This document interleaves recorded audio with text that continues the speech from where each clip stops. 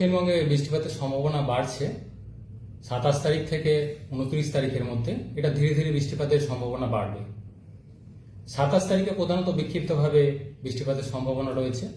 সম্ভাবনা বেশি রয়েছে প্রধানত ঝাড়গ্রাম, পূর্ব পশ্চিম মেদিনীপুর, সেই সাথে পূর্ব পশ্চিম বর্ধমান, মুর্শিদাবাদ, নদিয়া, এই জেলাগুলোয় কিছুটা সম্ভাবনা বেশি রয়েছে আর তীব্রতা কিছুটা বেশি থাকার সম্ভাবনা রয়েছে বজ্রবিদ্যুতে 27 তারিখে।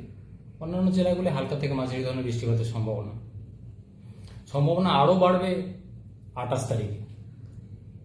28 তারিখে দু এক জায়গায় কালবৈশাখীরও সম্ভাবনা রয়েছে। দমকা হাওয়া কোথাও কোথাও 60 থেকে 70 কিলোমিটার প্রতি ঘন্টাও থাকার সম্ভাবনা থাকছে। সব জেলাগুলোতেই প্রভাব থাকার সম্ভাবনা রয়েছে 28 থেকে 29-এর মধ্যে। 27 তারিখেও থাকবে বিক্ষিপ্তভাবে, তবে সম্ভাবনা আরও বাড়বে ধীরে ধীরে। 28 তারিখে সম্ভাবনা বেশি থাকবে বা তীব্রতা বেশি থাকার সম্ভাবনা রয়েছে।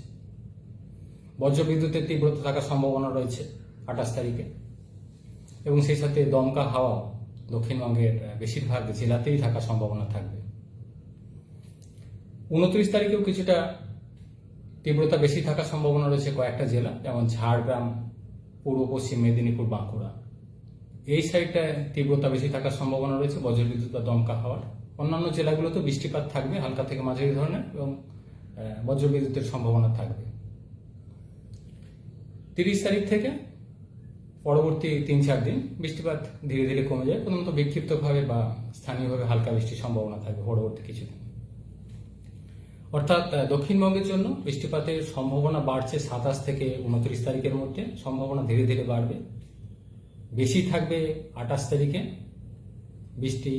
বজ্রবিদ্যুতের তীব্রতা 28 তারিখে বেশি থাকার সম্ভাবনা রয়েছে, দমকা হাওয়ার তীব্রতা থাকার সম্ভাবনা রয়েছে। স্থানীয়ভাবে দু এক জায়গায় ভারী বৃষ্টির সম্ভাবনা কিছুটা রয়েছে পূর্ব বর্ধমান জেলার কাছাকাছি। কলকাতা পার্শ্ববর্তী অঞ্চলের জন্য 27 তারিখ অর্থাৎ আজকের দিনটা কিছুটা সম্ভাবনা রয়েছে হালকা ধরনের বৃষ্টিপাতের, তবে সম্ভাবনা বেশি 28 এবং 29 তারিখ। বজ্রবিদ্যুৎ সহ বৃষ্টিপাতের সম্ভাবনা থাকবে 28 তারিখে, সাথে দমকা হাওয়া। তারপর 30 তারিখ থেকে পরবর্তী কয়েকদিন স্থানীয়ভাবে মাঝে মধ্যে একটু হালকা বৃষ্টির সম্ভাবনা থাকবে। অর্থাৎ কলকাতা পার্শ্ববর্তী অঞ্চলের জন্য বিশেষ করে 28 থেকে 29-এর মধ্যে সম্ভাবনা বেশি। 27 তারিখ কিছুটা সম্ভাবনা রয়েছে স্থানীয়ভাবে হালকা বৃষ্টির। মেন সম্ভাবনা বেশি থাকবে 28 এবং 29 তারিখ কলকাতা পার্শ্ববর্তী অঞ্চলের জন্য। তাপমাত্রা আগামী 24 ঘন্টা, আজকের দিনটা খুব বেশি পরিবর্তন নেই। আগামী কাল থেকে পরবর্তী 2-3 দিনে 2 থেকে 4 ডিগ্রি মতো দিনের তাপমাত্রা কোথাও কোথাও কমবে বৃষ্টিপাতের কারণে এবং মেঘলা থাকার কারণে।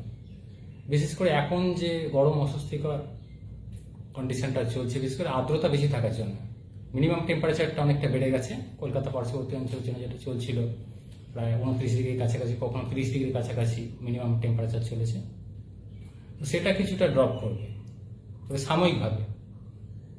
সাময়িকভাবে টেম্পারেচার কিছুটা কমবে, টেম্পোরারি রিলিফ হবে। আবার এই বৃষ্টিপাত কমে গেলে তখন আবার গরমটা আবার একটু বাড়বে। উত্তরবঙ্গের ক্ষেত্রে প্রধানত বিক্ষিপ্তভাবে বৃষ্টিপাতের সম্ভাবনা রয়েছে হালকা থেকে মাঝারি ধরনের। আগামী 3 দিন দু এক জায়গায় বজ্রবিদ্যুতের সম্ভাবনা থাকছে। তারপর পরবর্তী 3-4 দিন আবার উত্তরবঙ্গে বৃষ্টিপাত আরও কমে যাবে, স্থানীয়ভাবে হালকা বৃষ্টির সম্ভাবনা থাকবে। হ্যাঁ, প্রধানত একটা নিম্নচাপ অক্ষরেখা দক্ষিণবঙ্গের কাছাকাছি আসার সম্ভাবনা রয়েছে। সেই সাথে জলীয় বাষ্পের প্রবেশ যথেষ্ট বেশি রয়েছে। জলীয় বাষ্প তো অলরেডি রয়েছে, এর সাথে একটা নিম্নচাপ অক্ষরেখা যেটা দক্ষিণবঙ্গের কিছুটা কাছাকাছি আসার সম্ভাবনা রয়েছে। এর ফলে বৃষ্টিপাতের সম্ভাবনা বাড়ার কথা বলা হচ্ছে 27 থেকে 29-এর মধ্যে। বিশেষ করে 28 তারিখে তীব্রতা বেশি থাকার সম্ভাবনা রয়েছে। ফিশারম্যান অ্যালার্ট মৎস্যজীবীদের জন্য 28 থেকে 29 তারিখ মাঝে মধ্যে সমুদ্রে দমকা হওয়ার সম্ভাবনা যেহেতু রয়েছে, তাই 28 থেকে 29 তারিখ মৎস্যজীবীদের সমুদ্রে যেতে নিষেধ করা হয়েছে।